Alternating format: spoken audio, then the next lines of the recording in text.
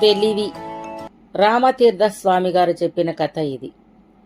ఒక ఊరిలో ఒక శిల్పి ఉండేవాడు. ఆ శిల్పి విగ్రహాలను సహజ సిద్ధంగా తయారు చేసేవాడు. ఎవరి విగ్రహం అయినా చెక్కాడంటే ఆ విగ్రహమే అసలు మనిషి అనుకునేవారు. కనుక్కోవడం కష్టం. అంత మంచి పనితనం వల్ల బాగా సంపాదించాడు. లక్షలు గడించాడు. ఇప్పుడు ఆయన వయసు పెరిగి వృద్ధుడయ్యాడు.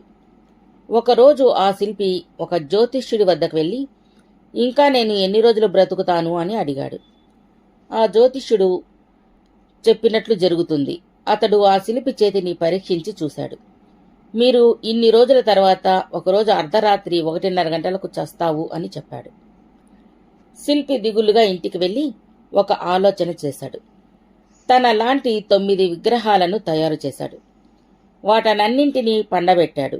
ఆ విగ్రహాలన్నింటికీ దుప్పటి కప్పాడు. తను కూడా యముడు వచ్చి ఏం చేస్తాడో చూడాలి అనుకుని ఆ విగ్రహాల మధ్య పడుకుని కప్పుకున్నాడు. అర్ధరాత్రి యముడు పాశం తీసుకుని వచ్చాడు. అక్కడ పడుకున్న వారిలో ఒకరి దుప్పటి లాగి తీసి చూశాడు. రెండో దుప్పటి తీశాడు.